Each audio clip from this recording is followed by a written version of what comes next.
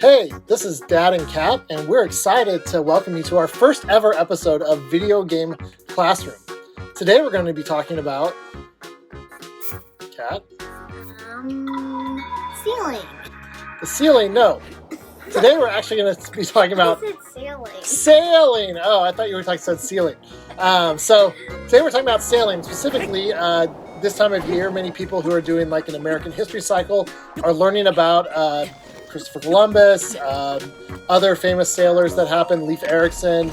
And so we wanted to go and explore what it looked like in video games to see sailing. And so what kind of things was Columbus afraid of when he went out on his voyage? One thing was that they didn't know what was at the edge of the map. They might literally just fall off the edge of the world and take a selfie while they're doing it. So today we're going to be exploring one of our favorite games, Breath of the Wild. And so we're looking at a few outfits here. This one actually looked really like the famous guard's gear. And this one also looks very Age of Imperialism. Oh, but here we go. We're looking kind of piratey. Got our Wind Waker tunic and our pirate hat. And yeah, the explorers in the 1400s did not have motorcycles. So there is a historical error in this video game. So if you're watching to learn exactly what's going on, this will not help you. As you can see, Breath of the Wild is a beautiful game and just really has an amazing physics engines that literally, like in a game, if you think you can do it, you can try it out and there's a good chance it'll work. I ran out of stamina, so we just warped to the shrine. We're going to provide a source of wind for ourselves. After all, how did sailing ships move? What powered them, Kat? Wind. Wind. And so that could be really great. If you had a great wind behind you, your ship with like tons of cargo and weight on it, even if it was an old wooden ship, you go very fast. But, as you can see here, you don't always have your own wind. And so in Legend of Zelda, you can use something like a Korok leaf to make your own wind. Not to be confused with any kind of bodily joke there. Look at Link here. He's using the wind from the leaf and also getting pummeled by rocks. That is not helping.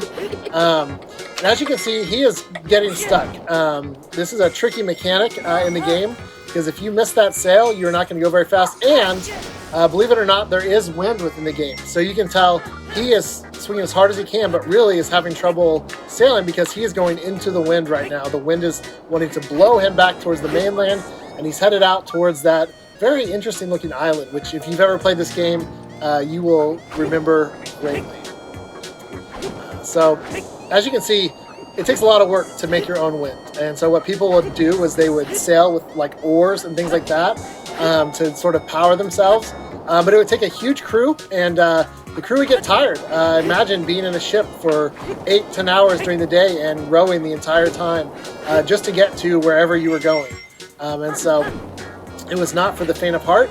And so what people began to do is look for routes that they knew had lots of wind patterns and times of the year when the wind would be blowing in a certain direction where they could be able to sail much easier to various parts of the world. So it looks like here Link has finally found some wind to really get him going. Now, this is not something that happened in real life, but in Breath of the Wild, there's a fun little thing you can try to do to make your own power. What am I using here, Kat? Magnetic. Yeah, magnetic stuff called magnesis, I believe, in the game. But it lets you control objects with kind of a magnetic power. And the cool part is it really can get you a lot of power and going. Now, obviously, there's a bit of a problem here, Kat. What happens to metal objects when there's lightning? Yep. It turns into an arrow. That was really great. Grab the box and it exploded on content. All right, let's try it again. And kind of like the historical nature of the explorers, apparently when we landed on a new shore, we started stealing stuff. So take that for what you will. All right. Now we're getting lightning. Wait. But that's okay. I'm using a special hat that protects me from lightning. Here we go. You can see with the magnetic power, I mean, look, I'm going against the wind, and you can really get going fast using this magnetic power. For some reason, I'm now trying to hit... Now, the wind was not always reliable, Kat. Is that correct? Yep, you could hit these things called the doldrums, where your ship may not move very much for like days. And so sailors were terrified of that happening. And also, manpower wasn't always reliable either, because the more work you're doing to row and sail, the more food you're going to need and other things like that to keep your soldiers alive. And so people relied on things like currents. So you think of a current like a river, as you see here in the middle of Hyrule. And this river is really driving the boat forward.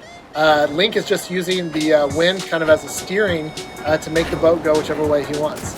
Now one time, as you can see here, the current kind of got away from Link and we had to start the entire thing over. But here we go.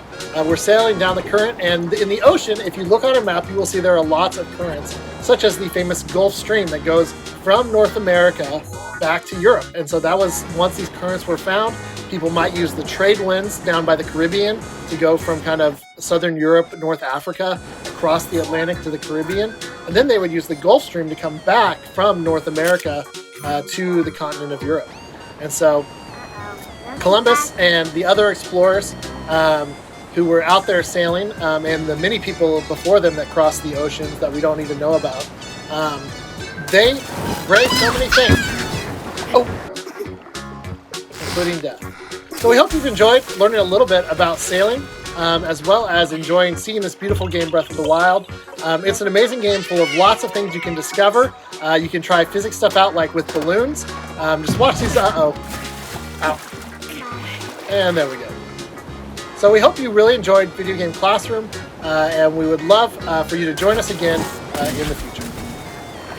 Until next time, I'm Dad. I'm Kat. And I hope you enjoyed learning with us from the world of video games. Like and subscribe.